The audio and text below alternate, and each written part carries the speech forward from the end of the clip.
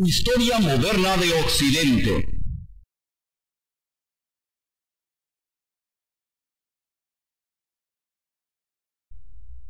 Las causas o raíces principales de la Ilustración fueron el desarrollo y los éxitos de las ciencias de la naturaleza durante el siglo XVII, por los cuales la razón humana se creyó capaz no solo de comprender la realidad en su totalidad, sino en transformar todas las esferas de la vida. Transformar la filosofía, el arte, la política, el derecho, la economía y las instituciones, principalmente al Estado. Ya en el propio siglo XVII, es sorprendente la rapidez con que el espíritu de las ciencias de la naturaleza se difunde y penetra en diversos órdenes de la cultura, racionalizándolos, independizándolos del orden religioso, dirigiéndolos al dominio técnico y práctico del mundo terrenal. Las divisiones, controversias y pugnas religiosas, multiplicadas por la proliferación de las sectas protestantes, la vinculación de muchas de ellas a los intereses políticos de los estados como iglesias y religiones nacionales, y la intolerancia religiosa que por este hecho se tradujo normalmente en persecuciones y penas desmedidas a quienes de algún modo iban en contra de la religión oficial. Estos interminables y dramáticos enfrentamientos de las confesiones, así como el proceder interesado de las iglesias, condujo finalmente en la mayoría de los medios intelectuales a la desaparición de la fe religiosa y a la liberación de la razón, fortalecida y envanecida cada vez más por los triunfos de la ciencia. A este naufragio de la fe, al que colaboraban las noticias aportadas por los exploradores y viajeros de otras religiones y sistemas de conducta, al parecer más justos y rectos que los europeos, correspondió el endiosamiento de la razón. En esta razón, común a todos los hombres, se esperaba encontrar un principio de unidad y de conciliación. Newton y la ley de la gravitación universal. En el año de 1687 apareció la obra Principios Matemáticos de la filosofía natural de Isaac Newton, el genio más preclaro, inteligente, del movimiento científico del siglo XVII.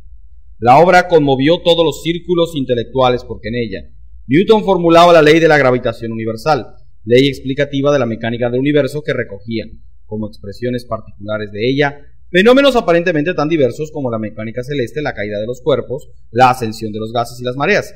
La ley de la gravitación universal unificaba así todo el trabajo científico realizado desde Kepler hasta Galileo en astronomía y en física y sobre todo parecía revelar la capacidad racional del hombre para penetrar los secretos de la naturaleza y el funcionamiento del universo. La comprobación experimental de la ley de la gravitación universal no solo confirmó el interés y el optimismo en el campo de la experimentación científica, sino que suscitó la búsqueda de leyes universales semejantes en todos los dominios del conocimiento, político, económico, histórico, filosófico y religioso. Bastante graves fueron las consecuencias de este impacto para la filosofía tradicional y para la fe religiosa. De hecho, la filosofía moderna opuesta a una filosofía escolástica en decadencia, cuya física era todavía la aristotélica y cuya misión se reducía a ser el instrumento racional en las disputas de los teólogos, había nacido en el siglo XVII siguiendo, aprovechando y compartiendo generalmente los éxitos en el conocimiento científico de la naturaleza. A diferencia de los escolásticos que en nombre del pensamiento heredado y aún de la revelación cristiana ponían en duda el valor comprobado de ciertos resultados científicos, los filósofos modernos, a partir de Descartes, buscaban, aplicando un método riguroso y una crítica radical, un sistema de explicación universal fundado en el dinamismo enriquecedor y constructivo del pensamiento. Dentro de este espíritu filosófico moderno, una línea de pensamiento nacida y desarrollada en Inglaterra, favorecida por las hazañas científicas de Newton y llevada a consecuencias extremas, dominó el siglo XVIII. El empirismo, la filosofía de la experiencia, abrió en efecto el camino a la Ilustración y en sus modalidades del escepticismo, del utilitarismo agnóstico y del mecanicismo materialista ateo se configuraron las actitudes filosóficas y religiosas típicas del hombre ilustrado. De estas modalidades, la más común a los hombres de ciencia y a los filósofos de la Ilustración fue el escepticismo con respecto a los dogmas fundamentales del cristianismo y el poner en duda la inspiración divina de las Sagradas Escrituras, cuyos relatos no concordaban con los conocimientos positivos de la ciencia. Se tradujo en la proclamación de una religión natural racionalista, a la que se le dio el nombre de deísmo. Enemigo de toda fe en una revelación sobrenatural y no reconociendo otra regla fuera de la razón humana, el deísmo afirmaba, sin embargo, la existencia de un Dios y de una moral natural comunes a todos los hombres.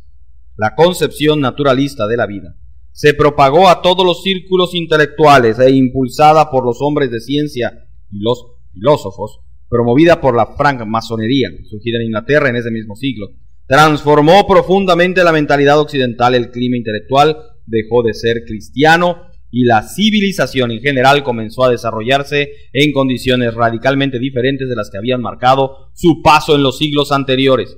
Aunque la concepción naturalista de la vida ofrece variantes particulares, se pueden señalar ciertas tendencias generales comunes a los hombres de la Ilustración. Estas tendencias se pueden resumir en los siguientes puntos. 1. La concepción del universo como una máquina, el mecanicismo, cuya operación total es la naturaleza. Número 2. Dios ha creado la máquina del universo, pero una vez creada, la máquina funciona abandonada a sí misma conforme a las leyes naturales invariables el propio Dios le impuso.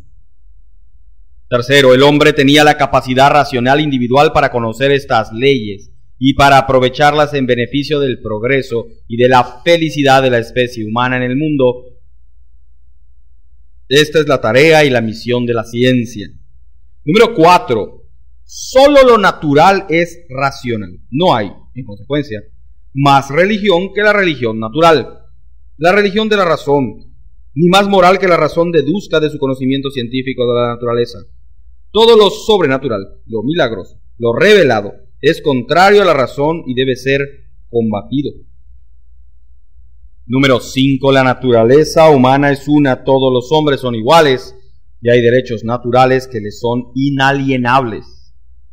Las desigualdades provienen en definitiva de la ignorancia. 6. El saber racional, científico, es liberador. De ahí que sea indispensable para la perfección y la felicidad de todos los hombres una educación científica y necesaria en su momento la divulgación de estos conocimientos.